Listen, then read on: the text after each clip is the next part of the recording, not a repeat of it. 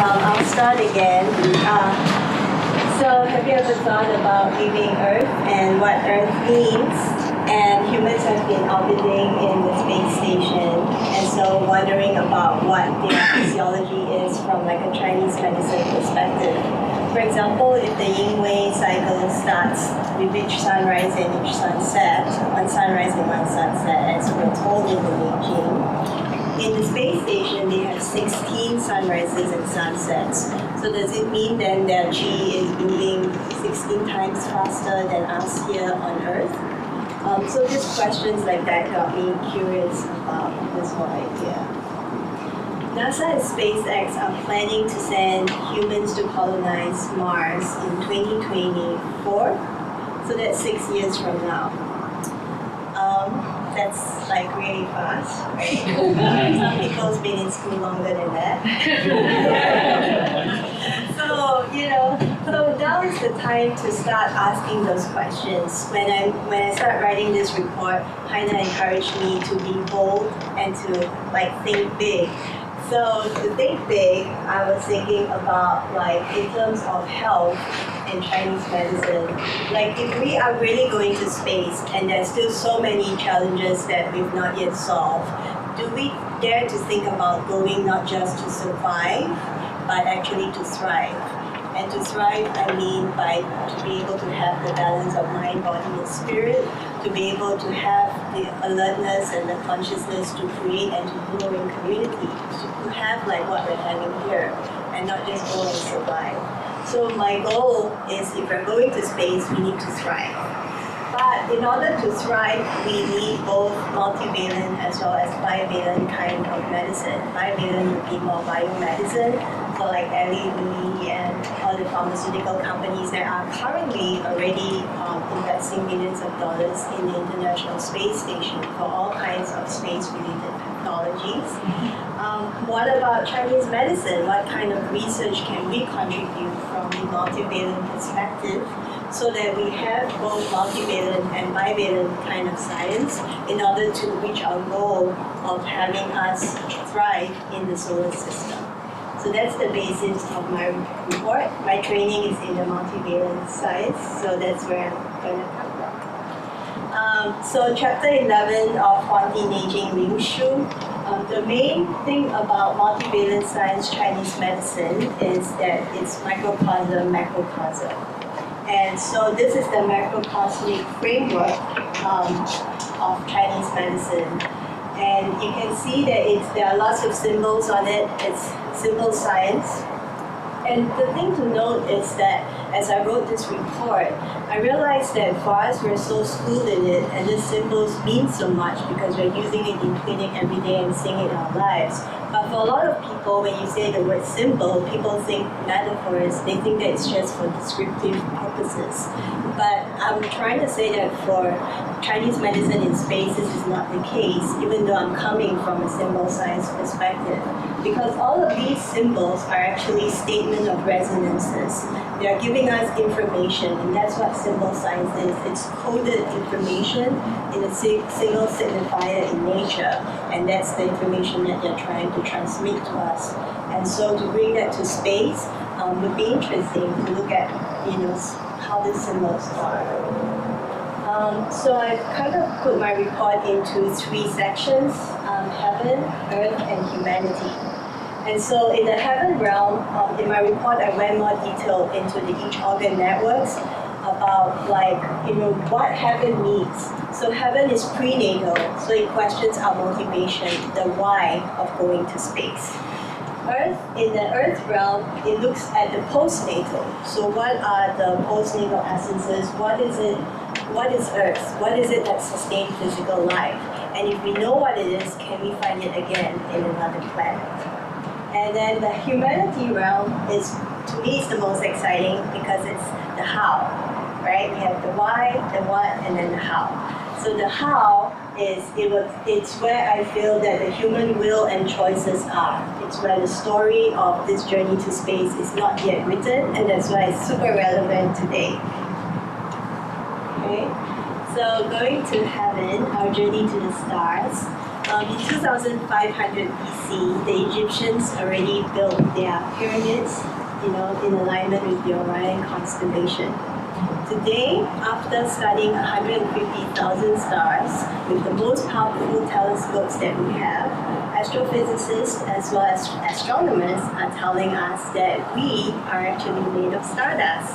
That's our same chemical composition as what stars are. So this whole idea of going back to the stars, of being prenatal, is something that is ancient and very universal. It's not just the last 50 years. And one of the organ in the heaven realm is the heart. And in chapter 8 of the Quanti Neijing, it tells that where each organ official is given a role, each organ is given an official role in the court system. And so the heart is given the role of emperor, Jinzu. And so Jinzu, if you break down the word, Jin means emperor and Zu means lord. Jin, again, you can break it down to yin and ko. And ko means mouth, and yin is like a government official. So Jin, you can express it as a young way of expressing leadership. So it's an outward expression force, whereas Zhu is like a lamp over a flame. So it's an inward point of focus. So it's an inward drawing force of leadership. So as everything Chinese is a yin-yang pair, and both of these yin-yang expression of leadership have to be present in order for the heart to be able to fulfill its mandate of unity and leadership. One interesting thing that we can observe is called the overview effect in space. So like astronauts that have gone to space, some of them experience this phenomenon known as the overview effect, which I attribute it to being of the heart, because they actually get a sense, as a state of mental clarity, where there's a perception shift, and they start seeing our blue globe in the backdrop of space, and they realize that, oh, we're actually all in this together. Buckminster Fuller, the 20th century American inventor and visionary, called it spaceship Earth, right? We're really in a spaceship, and we are in space. We talk about going to space, but we are in space. So we need to, in order to going back to the prenatal realm allows us to have a perception shift. And the sense of no boundaries, because astronauts from space do not see natural boundaries. They see it as one thing. And so if more of us can go to space and have this experience of actually, we can know a concept, but viscerally experiencing the concept changes our consciousness of humanity as a whole.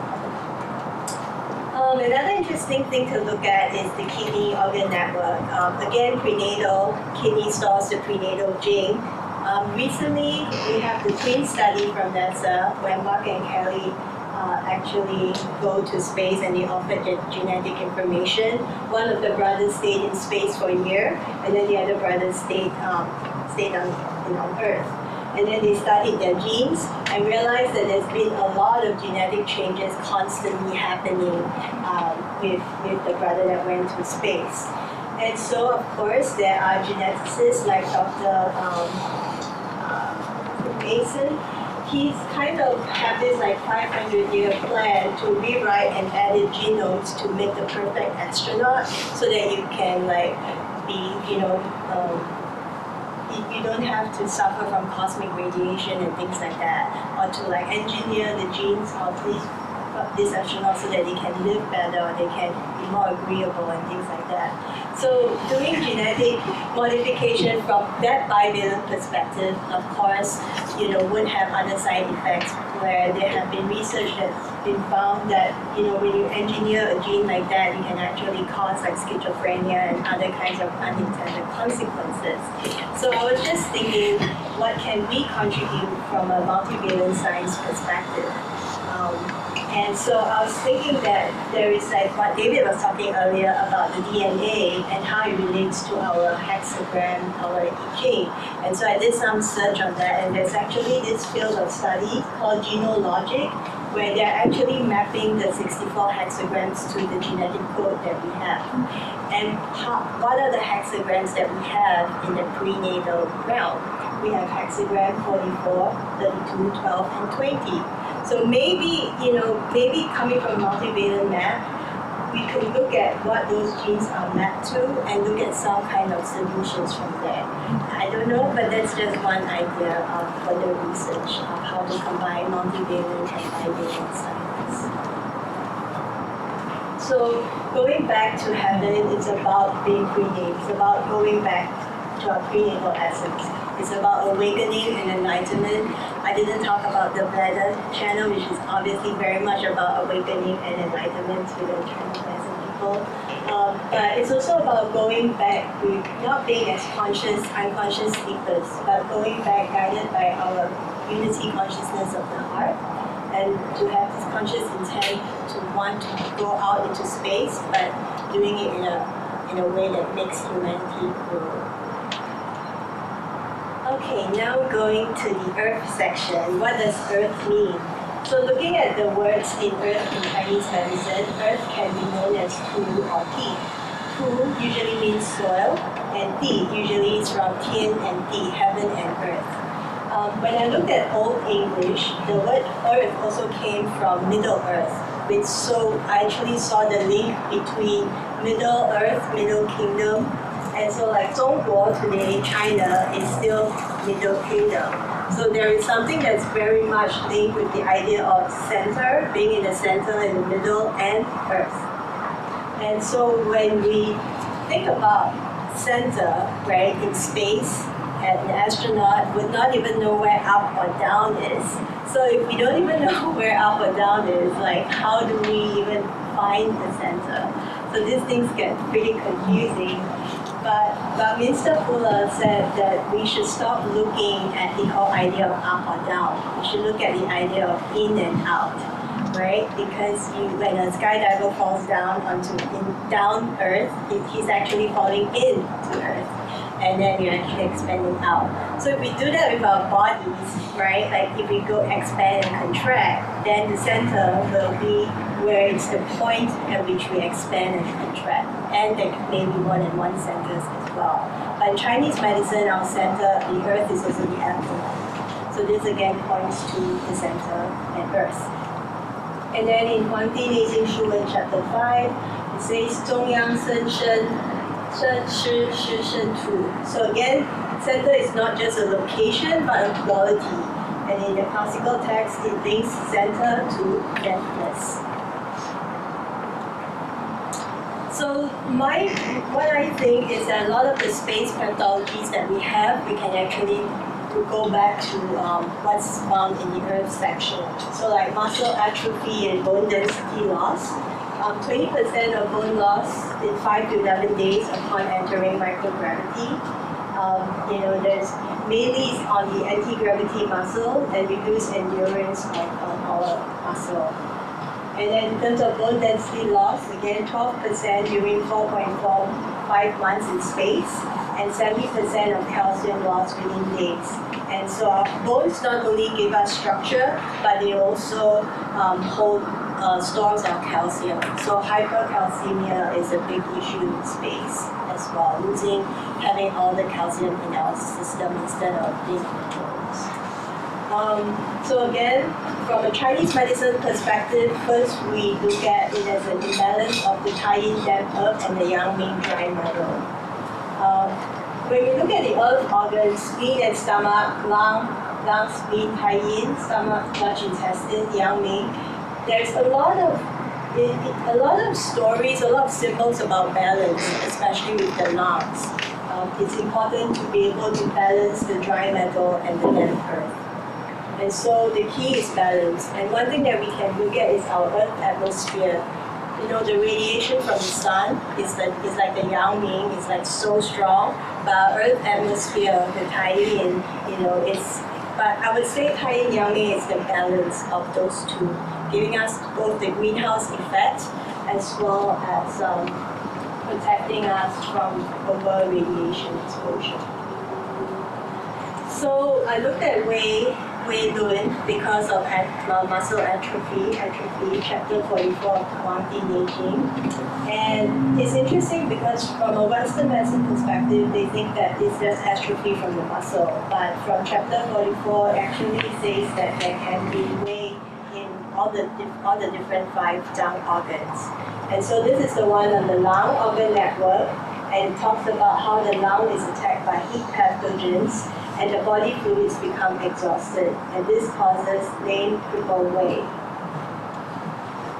And so this is what I want to show. I hope it comes through. No, it doesn't.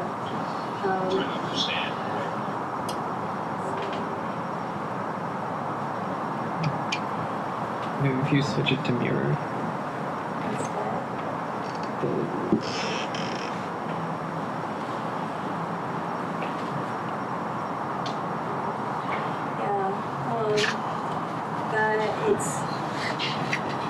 It's pretty much a video clip of this astronaut who actually just came back from space, like within the first 6 hours or so. And when you look at the way he was in the medical tent, and if you look at the way he was standing and walking, it's so clear. It's like his lame, his crippled way. He was not able to stand, and then even within 22 hours after landing, he was relearning how to walk like a baby. And so,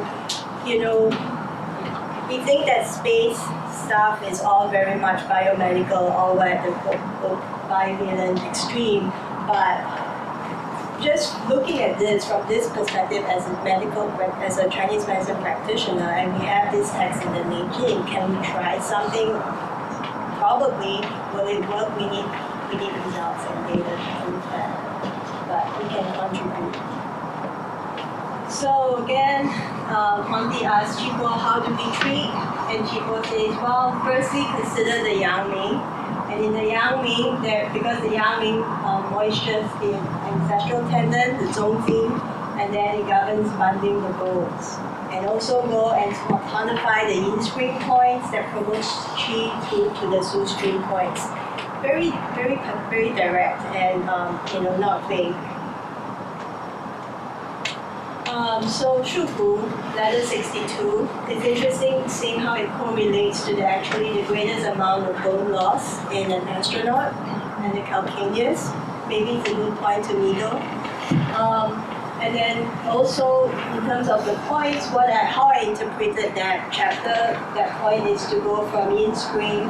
I chose the lung, the Tai Yin channels and the Yang Ming channels, and to go from yin spring to shoestring points to needle. It's possible also my kind of differentiation would be more like Rangdi, probably because it's more acute and because we are leaving the Earth atmosphere. So in terms of the Tai Yin Yang Ming balance, I was thinking that probably it's more on the Yang Ming side. And then in terms of herbs, again, Maimendong, and some other herbal formulas as well, which I think in China for the astronaut programs they are using right now. Okay, humanity section. How will the story be written? So in the humanity section, we will talk about the organ networks in the humanity section, and one of the organ networks, the gallbladder. And one thing that's interesting is that the gallbladder types are the explorers, right? They're the guys who actually take the first step, because Dan, gallbladder, is synonymous, is etymologically linked with the word Chan, the amphibian. And so the amphibian is the first step that we took from being water-based to land-based creatures. So I wonder what we're going to be when we become space-based creatures, right? And so there's that first step of thinking. And then also the gallbladder is the 中正之官, being directly opposite the heart organ network. So to be able to take the first step and have the courage to take the first step is about being aligned, being centered and aligned to the mandate of the heart, which is unity. and then 忠正直观, and where this decisiveness comes from. Also, there is the heart pericardium, which teaches us about being surrendered. And also, very importantly, the triple woman, which talks about the 10th month, and it's the month of the coffin, which is the month of death, when everything looks dead on the surface. But from biomedical perspective, bivalent science, death is annihilation. That's it. But from a multivalent Chinese medicine perspective, death is not annihilation, but transition. And there is a pivot. And so the humanities section teaches us that we need to be able to pivot, creating like a turning point from when be willing to surrender to death, but also know that death is not the end, and it's life, death, life. And so that's why we have hexagram 24 for food. And here I brought up some issues about how death is a shared human experience and how astronauts also die. But then it's not just death that's coming back to, and to have that attitude when you go into space. So to demonstrate how we can use a piece of space equipment we use CCM on a piece of space equipment. I decided to work on the spacesuit together with Dr. Cameron Smith. And the spacesuit is a piece of space technologies that help humans stay alive in space. It provides the right pressure, it provides water, oxygen for you to stay alive. In the spacesuit, there are 3 elements. The first element is the coolant layer. And this is the layer which is closest to the human body, which has tubings and everything and chilled fluids will be run through in order to keep it close to body temperature of 70 degrees Fahrenheit, 21 degrees Celsius. The second layer is the bladder layer, which is also called the pressure garment. And what it's meant to do is to trick your body to believing that you are on the pressure of your body is at sea level. Because if you go into space and it's at zero psi, your body will actually expand twice, and I think your fluids will start to boil. And then the last layer is the restraint garment, or the coverall layer, and this is meant to keep the bladder layer from ballooning up like a Michelin man, and it also gets really hard when it balloons up, and to give you mobility.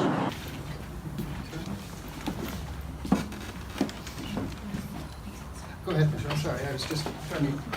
So what Cam is doing now is he's putting pressure into the suit to let the suit. So if the suit can go up to 4.5 psi, basically you can survive in space conditions. And then to have a coolant box, and Mary is breathing gas, right?